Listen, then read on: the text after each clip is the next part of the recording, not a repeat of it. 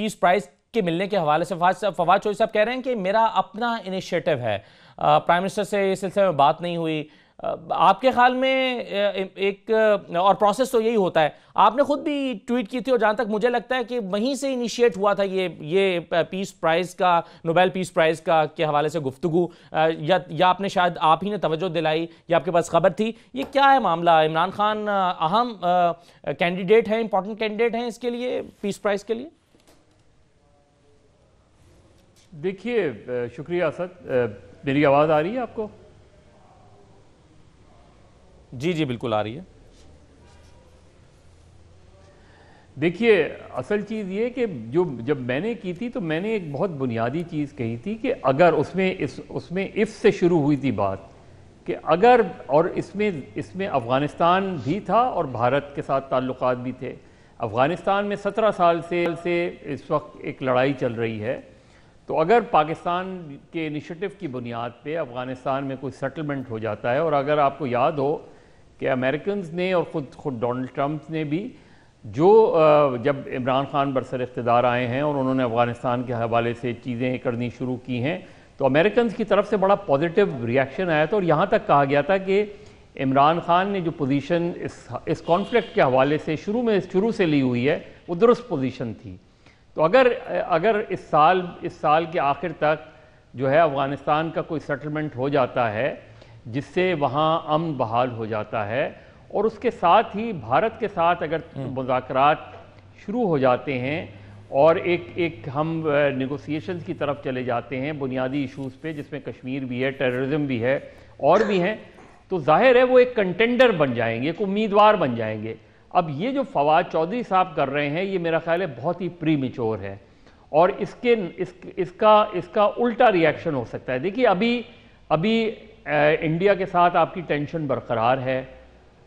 अभी अफ़गानिस्तान का issue settle नहीं हुआ है, कोशिशें जारी हैं, इमरान खान के पीस इनिशिएटिव हैं, उस पीस इनिशिएटिव को दुनिया को पहले रिकग्नाइज करने दें कि इमरान खान के जो पीस इनिशिएटिव हैं उससे चीज़ें आगे बढ़ी हैं, उससे अफगानिस्तान में जो है सेटलमें की तरफ जा रहे हैं। पार्लियामेंट में जब ये मामला लेकर गए हैं तो बगैर होमवर्क के ले गए हैं। ऑपोजिशन की जमातों से पहले बात करनी चाहिए थी, वो कह रहे हैं कि कमेटी बनेगी और वो बातचीत करेगी, तो पहले बातचीत करनी चाहिए थी, फिर पार्लियामेंट में लेकर जाना चाहिए था, बगैर होमवर्क के नहीं चले गए। नहीं, जाना ही नहीं चाहिए। देखिए, अभी तो इंडिया के साथ आपके नेगोशिएशन शुरू नहीं हुए हैं। अभी तो सिर्फ इतना हुआ है ना कि आपने इंडिया ने एक टेंशन क्रिएट की, आपने पीस की बात की, पीस ऑफर की, हॉस्टिलिटी को कम करने की कोशिश की, लेकिन सिर्फ जब आप इस तरफ जाते हैं और जो आपकी माफ कीजिएगा, जो कमेटी है वो नोबेल प्राइज उसकी जब वो जज करती है तो वो बहुत सी चीज़ों को देखती है। तो मेरा ख्याल है बहुत जल्दी हमें उस तरीके से जब ये चीज़ें करनी शुरू करेंगे जिसमें ऑपोजिशन एकदम तकसीम नज़र आएगी, कोई जॉइंट वो नहीं मूव होगा, तो अगर ऐसी कोई मूव करनी थी तो बजाय इसके कि फवाद चौधरी साहब खुद अपने इनिशिएटिव पे ये काम करते, ऑपोजिशन के सामने एक केस रखते, ये जो हमारे यहाँ होता है इसमें ये इमरान खान, मुझे ज़ाती तौर पे ये इमरान खान के लिए कोई बहुत अच्छा काम नहीं कर रहे। इसका नुकसान होगा, इसका इसलिए कि अभी कोई चीज़ अभी तो हवा में है, चीज़ें अफगानिस्तान में भी और इंडिया के साथ ताल्लुकात। अच्छा, लेकिन वैसे जरा ऐसे ही अगर मैंने उनसे जो दूसरा सवाल किया था और इंडिया के साथ ताल्लुकात इंप्रूव, मैं सिर्फ ये जानना चाह रहा था कहीं ऐसा तो नहीं है कि फवाद चौधरी साहब अपनी खतरे में पड़ी हुई वजारत को जरा संभाला देने के लिए कदम उठा रहे हों कि चले जरा इमरान खान साहब भी खुश हो जाएंगे थोड़ा सा, कहीं कोई इस तरह की मूव तो नहीं है फवाद चौधरी साहब? आपने जब ये सवाल किया है तो उनका जवाब बहुत क्लियर नहीं था।